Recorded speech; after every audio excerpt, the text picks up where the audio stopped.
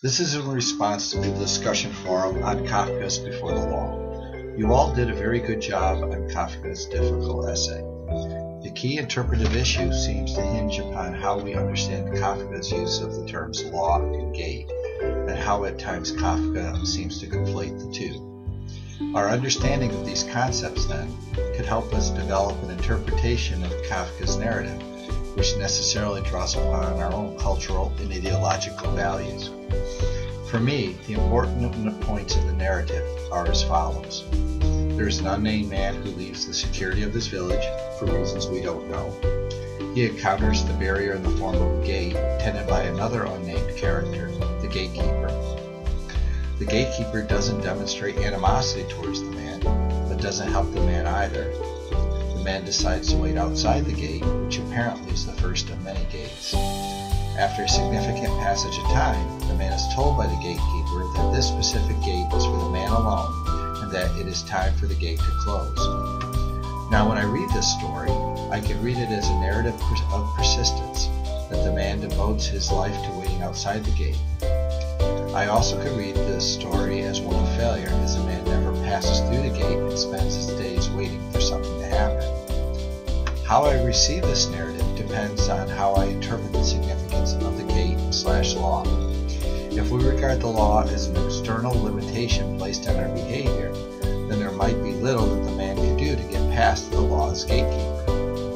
But if the law represents something internal to us, perhaps fear, that keeps us from realizing our goals, and then in that case, the law could be a representation of fear, meaning that the man gave up his life because he cannot overcome his inability to act, that he wasted his time deferring to the fear of his own making. The gate was specific to the man because it was of his own creation. The gatekeeper, then, could be the man himself, if we follow this line of thought. What's important about Kafka's text is that its significance directly depends upon how we receive specific details and how we contextualize them within our personal beliefs and histories. Whether we regard the man as a hero or a failure is, in many ways, an articulation of ourselves. A new critic would work extremely hard to fit all of the pieces of the text together in a way to ensure internal consistency, and then step back and point to an independent, freestanding reading of the narrative. A receptionist theory, instead, would look at the reader as the authority of meaning and explore how different readers reach their individual conclusions. Great work on a really difficult assignment.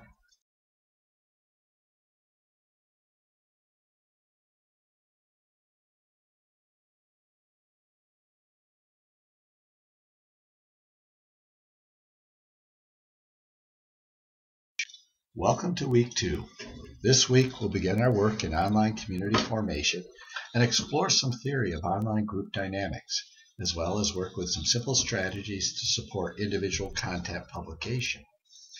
This week, you'll also see in practice some differences in the way Tom and I process information, which might be useful for you as you assess the learning strategies of your students. Tom is very good with audio and multimedia content. He is able to communicate comfortably through a variety of modes of discourse. I'm much more text-centric and learn best through the written word. Knowing this, I need to take special care in my teaching that I incorporate a variety of different discourse modes in my presentation so I can reach the diverse needs of my students. While I still use a lot of text in my courses, I do try to incorporate visuals and occasionally audio to broaden the scope of my reach. As we work through this session, note that not only what each of us say, but also how we are saying it too. Our work with blogs will serve two purposes. The first is to introduce another method that encourages students to share their thoughts in a personal space that is accessible by others. The second is to demonstrate how there are many technologies that can be used to promote specific learning outcomes.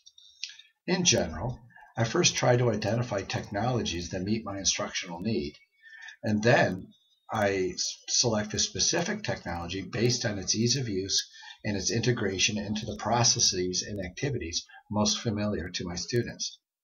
The short version is that I always try to choose the simplest technology possible to achieve a given goal.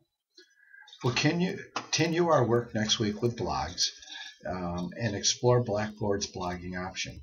We'll use this comparison as a grounding for a discussion on instructional technology assessment. But for now, take care.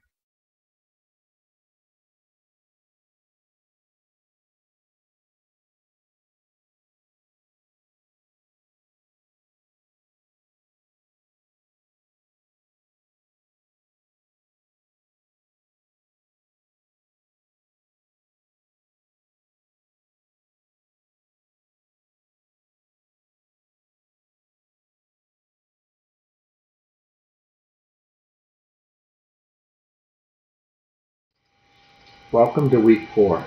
Last week we talked about the issue of authority in literature and what roles authors play in the reception of their texts. This is a conversation that will continue this week in our examination of subjectivity, a topic that many of you touched upon in your musings on authority. I like the group's discussion this past week on authors, intentionality, and readers. I especially was intrigued by the notion of authors gifting their work to their readers. At first, this notion was uncomfortable for me, for it assumed specific notions of agency. But as I read on in your comments, I realized that the gifting metaphor actually works well, at least in common experience. When we give a gift, we can't assume with certainty the recipient's response. We can anticipate a certain response based on prior patterns in history, but each exchange starts null. There's a saying in craps that dice have no memory, and giving gifts in kind is kind of like this too.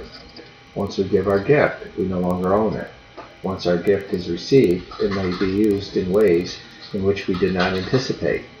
For instance, you might want to read Ballad of the Sad Cafe as an example.